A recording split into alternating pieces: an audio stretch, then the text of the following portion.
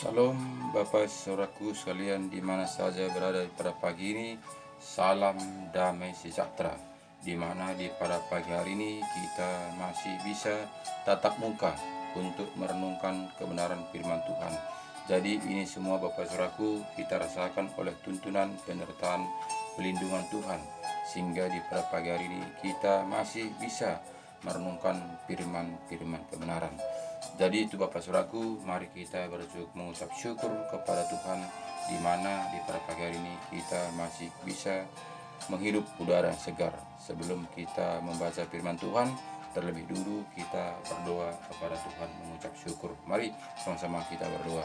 Ya Bapa kami yang baik dalam kerajaan sorga, kami mengucap syukur kepada Engkau Tuhan, di mana Tuhan Yesus Engkau telah menuntun, menyertai, melindungi, menyelamatkan kami pagi, siang, sore, bahkan di malam hari tadi kami tidurnya, dan di pada pagi ini kami sudah bangun dan sehat walafiat.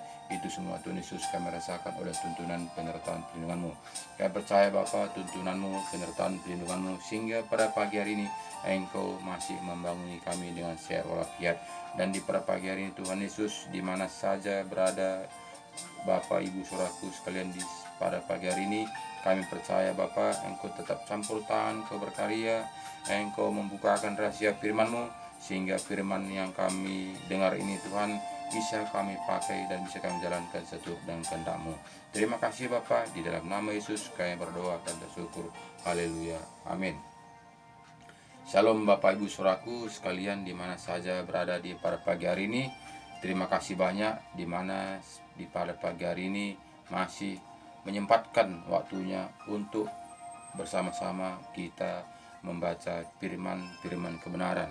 Jadi dari itu Bapak Saudaraku, kita akan membaca firman Tuhan di mana firman Tuhan mengatakan di Lukas 29 Lukas 23 ayat 42. Lalu ia berkata, Yesus, ingatlah akan aku apabila engkau datang sebagai raja. Kata Yesus kepadanya, aku berkata kepadamu, sesungguhnya hari ini juga engkau akan ada bersama-sama dengan aku di dalam Firdaus. Jadi sini kita Bapak Ibu Saudaraku, ketika orang penyamun itu disalibkan beserta Yesus, tapi ketika dia percaya bahwa ada kehidupan yang kekal, sehingga dia mengatakan kepada Yesus, jika engkau sampai ke rumah Bapa, ingatlah aku. Itu kata orang penyamun itu. Tapi ketika itu juga Yesus mengatakan, kamu akan bersama aku di Firdaus. Itu kata Yesus kepada kita. Jadi Bapak Saudaraku, Tuhan mau adalah pertobatan, bukan melihat latar belakang kita, bukan melihat apa yang dulunya kita, tapi Tuhan itu mau pertobatan, mau menerima Yesus menjadi juru selamat pribadinya, dan hitam menjadi putih. Itulah mau Tuhan Yesus. Makanya saat ini Bapak Saudaraku, Tuhan itu mau hati kita. Apakah kita mau memberi hati kita sepenuhnya, mengikuti firman Tuhan taat dan setia, apakah kita hanya ikut-ikutan? Jika kita ikut-ikutan, tentu kita tidak tahu kemanakah kita akan pergi, di manakah tempat orang mati, di manakah tempat kerajaan sorga, di manakah api neraka itu, karena kita hanya dengar kata orang. Jadi jika kita dengar kata orang, tentu kita hanya mendengar kerajaan sorga. Semua orang mati masuk sorga, sehingga ketika kita melihat orang mati, si anu tadi sudah dipanggil Tuhan. Semua katanya dipanggil Tuhan. Kenapa? Karena itulah kata orang. Tapi ketika kita kembali kepada firman, tentu di sini kita tahu bahwa sini mau Tuhan pertobatan. Tuhan mau pertobatan, bukan hanya nama. Karena kita tahu di mana di sini katakannya di Lukas 23 ini tadi kita melihat bagaimana di sini ada pertobatan. Makanya di sini ketika tadi orang penyamun itu, lalu ia berkata, Yesus, ingatlah akan aku apabila engkau datang sebagai raja, kata orang penyamun itu. Tapi ketika dia mengatakan seperti kata Yesus kepadanya, "Aku berkata kepadamu, sesungguhnya hari ini juga engkau akan ada bersama-sama dengan aku di dalam Firdaus." Jadi kita tahu Bapak Saudaraku, orang mati itu berangkat ke Firdaus, bukan berangkat ke kuburan. Kekuburan itu Bapak Saudaraku, kita tahu hanya tubuh kita, hanya jasad kita, tapi roh kita ini pergi ditempatkan di Firdaus. Nah, jadi di sini kita mengerti Bapak Saudaraku, karena di sini kita mana dikatakannya juga di Korintus 2 Korintus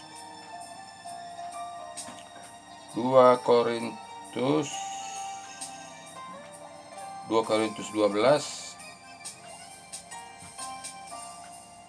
mulai ayat 1, katakannya begini Bapak Saudaraku.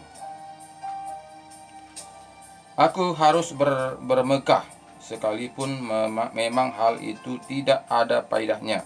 Namun demikian aku hendak memberitakan penglihatan dan pernyataan yang kuterima dari Tuhan. Aku tahu tentang seorang Kristen 14 tahun yang lampau, entah di dalam tubuh aku tidak tahu, entah di luar tubuh aku tidak tahu. Allah yang mengetahuinya. Orang itu tiba-tiba diangkat ke tingkat yang ketiga dari sorga. Aku juga tahu tentang orang itu, entah di dalam tubuh, entah di luar tubuh, aku tidak tahu. Allah yang mengetahuinya. Ia tiba-tiba diangkat ke Firdaus, dan ia mendengar kata-kata yang tak terkatakan, yang tidak boleh diucapkan manusia atau orang itu. Aku berhendak bermegah, tetapi atas diriku sendiri aku tidak akan bermegah selain atas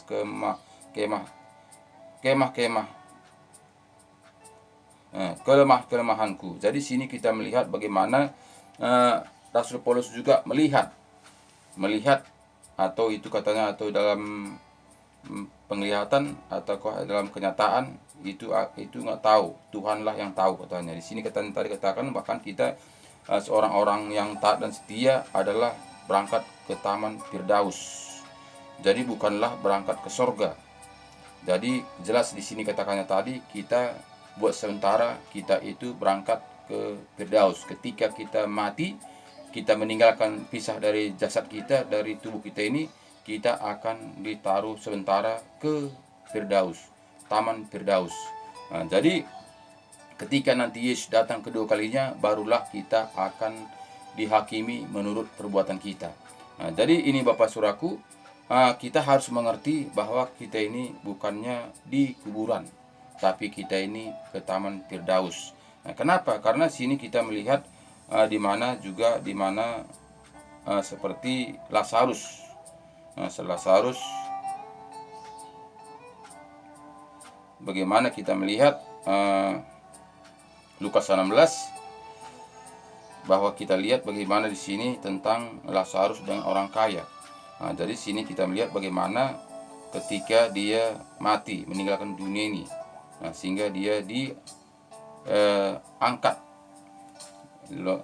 Lukas 16 ayat 23 katanya begini, orang kaya itu juga mati lalu dikubur, dan sementara ia menderita sengsara di alam maut, ia memandang ke atas, dan dari jauh dilihatnya Abraham dan Lazarus duduk di pangkuannya. Jadi sini kita melihat si orang kaya itu, karena dia tidak taat kepada firman Tuhan, dia di alam maut. Dia di alam maut, di bawah. Karena katanya di sini tadi kita dilihatnya Bapak Abraham di atas. Jadi katanya di sini tadi, orang kaya itu juga mati lalu dikubur, dan sementara ia menderita sengsara di alam maut, ia memandang ke atas, berarti memandang ke atas, dan dari jauh dilihatnya Abraham dan Lazarus duduk di pangkuannya. Lalu ia berseru, katanya, Bapak Abraham, kasihanilah aku, suruhlah Lazarus supaya ia mencelupkan ujung jarinya ke dalam air dan menyejukkan lidahku, sebab aku sangat kesakitan dalam nyala api ini. Jadi kita melihat di alam maut itu juga sudah ada api, tapi belumlah api neraka. Karena nanti ketika Yesus datang kedua kalinya, barulah kita akan diubahkan untuk yang orang-orang yang taat dan setia. Tapi orang-orang yang tidak taat setia menunggu 10 tahun kemudian barulah dibangkitkan dari alam maut. Jadi ini semua saudaraku, kita melakukannya, mempercayainya karena firman mengatakan demikian. Karena Bapak saudaraku, kita tahu di mana pengkhotbah juga mengatakan kepada kita supaya kita tahu bahwa kita ini tidak lagi ada apa-apanya. Tidak lagi ada apa-apanya, tidak lagi kekuatan kita, tidak lagi ada upah kita di alam dunia ini. Kita melihat pengkhotbah 9. Di sini ayat 5 mulai katakannya kepada kita supaya kita tahu bahwa kita ini bukannya di kuburan itu, Bapak Saudaraku. Jelas kita bukan tinggal di dunia ini lagi. Begitu kita mati, kita tidaklah tinggal di dunia ini lagi. Begitu yang orang taat dan setia, dia akan berpindah ke alam, yaitu Taman Firdaus. Orang-orang tidak taat dan setia, dia akan pindah ke alam maut. Nah, jadi ini kita tahu bahwa saudaraku bukan di dunia ini lagi dia. Jadi di sini katanya Pengkhotbah 9 ayat 5 katakan begini. Karena orang-orang yang hidup tahu bahwa mereka akan mati, tetapi orang yang mati tak tahu apa-apa, tak ada upah lagi bagi mereka, bahkan kenangan bagi mereka sudah lenyap.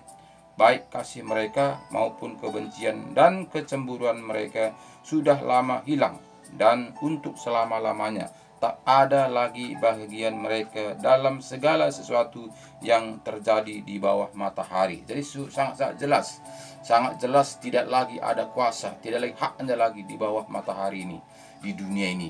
Karena apa? Karena alamnya sudah beda. Alam taat dan setia sudah beda, alam yang tidak taat dan setia sudah beda. Jadi kita ada 3 alam. Jadi alam kita selagi kita masih hidup adalah di dunia ini. Ketika kita meninggal tidak taat dan kepada firman Tuhan, dia alamnya di alam maut. Ketika orang yang taat dan setia, dia alamnya di Taman Firdaus. Jadi ketika nanti Yesus datang kedua kalinya, kita akan diubahkan, diberi tubuh kemuliaan. Nah, tubuh kemuliaan yaitu yang taat dan setia akan diangkat ke sorga menjadi sama seperti malaikat. Tapi bagi orang yang tidak taat setia, menunggu 1000 tahun kemudian barulah dia juga akan diubahkan dan dihukum selama-lamanya di api neraka. Nah, jadi ini semua saudaraku firman mengatakan. Nah, jadi sangat-sangat jelas. Nah, jadi semuanya saudaraku kita melihat bagaimana orang-orang berdosa. Orang-orang berdosa kita melihat Yehiskiel 31. Yehiskiel 31 kita melihat bagaimana orang-orang berdosa. Yehiskiel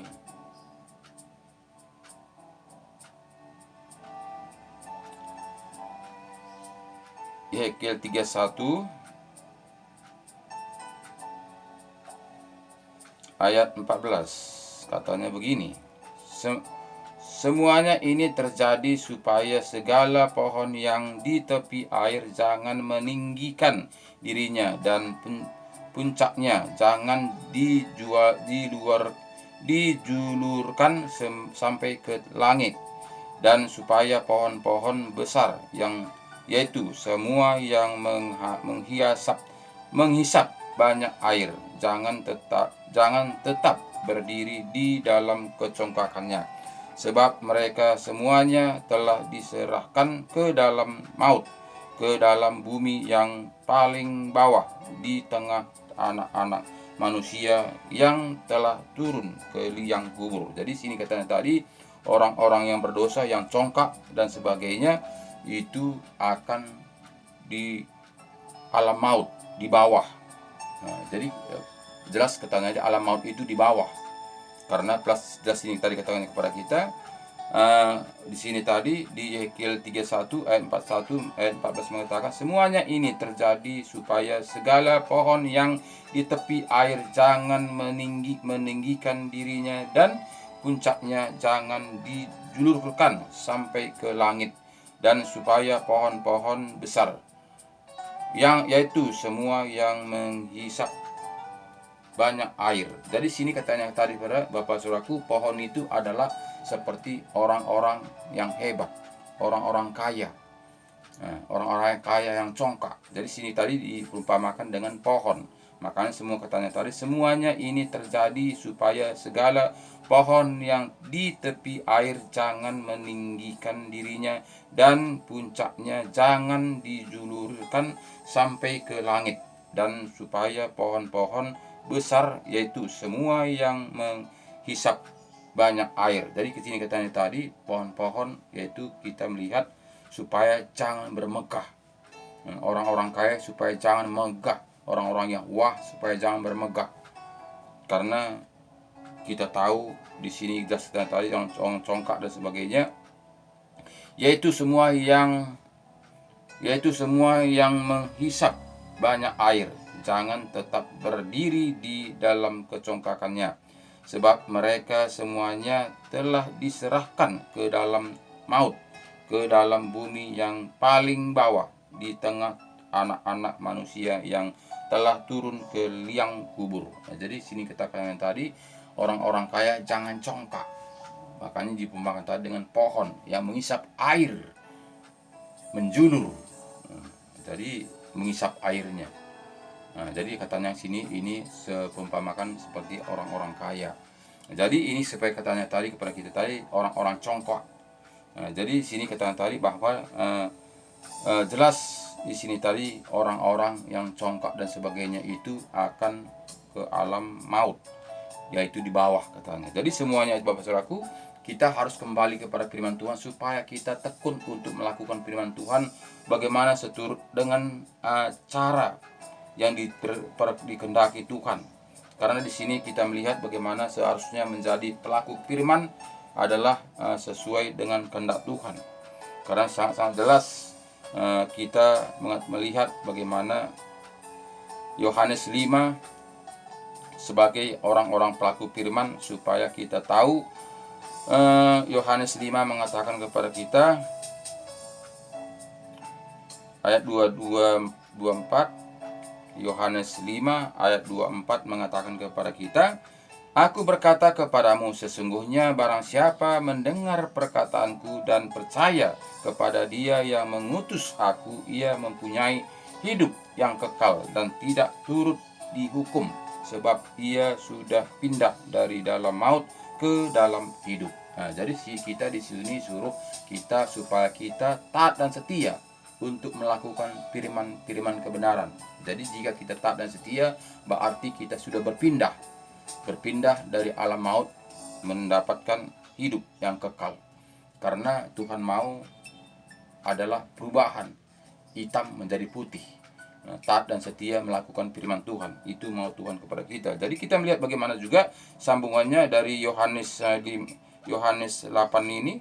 Kita melihat bagaimana juga katakannya kepada kita Yohanes 8 ayat 51, katakannya kepada kita